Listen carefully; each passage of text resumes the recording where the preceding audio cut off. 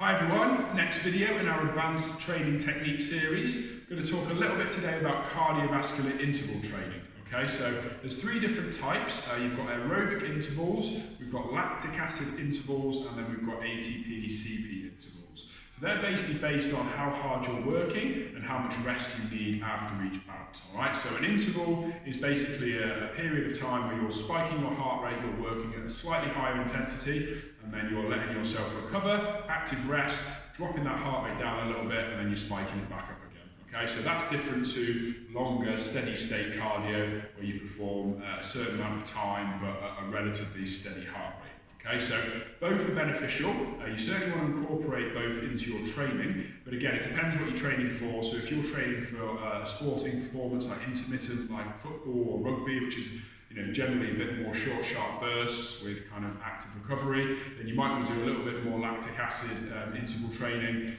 If you're training for a 10K, for example, slightly longer endurance event, you might want to do more aerobic interval training. Okay, so we generally work off a percentage of your heart rate max. So you can work that out by basically just doing 220 minus your age. So for example, a 40-year-old would have a maximum heart rate of 180. So if you were going 10 out of 10, that's theoretically how many beats per minute your heart can beat. Depends on the individual and their fitness levels, but that's a general guide. Alright, so then we work at a percentage of that. So we're talking 90% heart rate max, 80, 70, 60.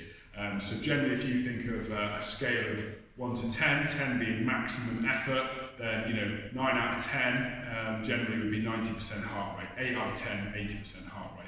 So quite a simple, useful guide to use there.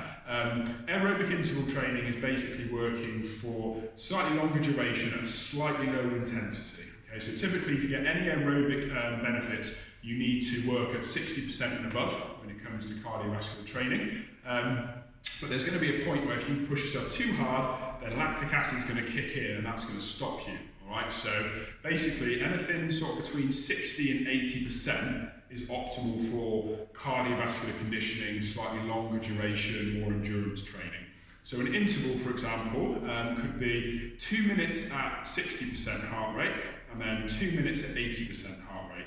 Alright, so you're still working hard at the 60, but you're ramping it up to 80, and then you're recovering back to 60, 80, 60. So 6 out of 10 for 2 minutes, 8 out of 10 for 2 minutes. So that's a good opportunity to get your pace up a little bit higher than what you might normally do. For example, if you did your steady state, you might do it at like a 7 out of 10 for the whole time, 70% max.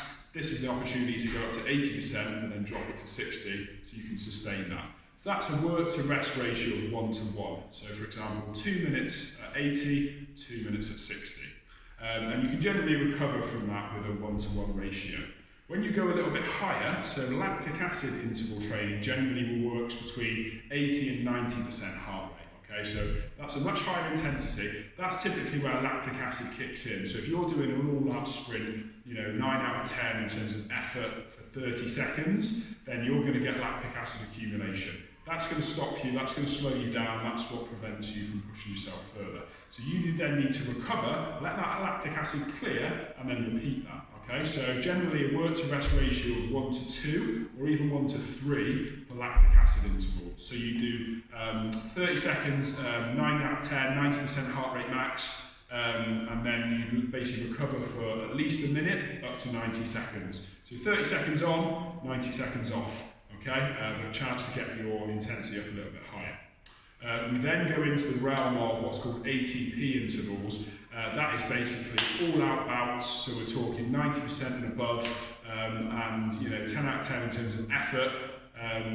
We're talking 5, 10, absolute maximum 15 seconds. If you do a flat-out sprint, 10 seconds and you should be completely done if you're working hard enough. You need much more time to recover in terms of that work to rest ratio again. So if you work flat out as hard as you could for 10 seconds, you might need to take a full minute there to recover and repeat. So if you think 10 seconds and 60 seconds, that's a work to rest ratio of 1 to 6. So we've gone from 1 to 1 in aerobic intervals, 1 to 3 lactic acid intervals, 1 to 6 anaerobic ATP intervals. Okay, so you much shorter time duration as well. So for example, an ATP sprint interval workout could be as short as 5 minutes, could be up to 10 minutes. You could do, like I say, 10 seconds of sprinting, 60 seconds of rest. Do that 5 times, you should be done if you're working at the right level.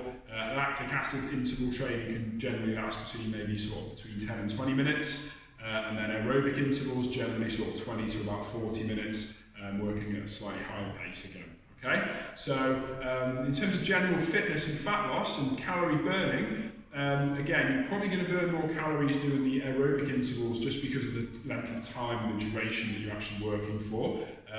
But again, there's a lot to be said for doing short, sharp bursts as well. So it's worth coupling those together, spreading them out across the week. Try a few aerobic intervals one workout, try a few high intensity lactic acid or ATP, CP intervals another day.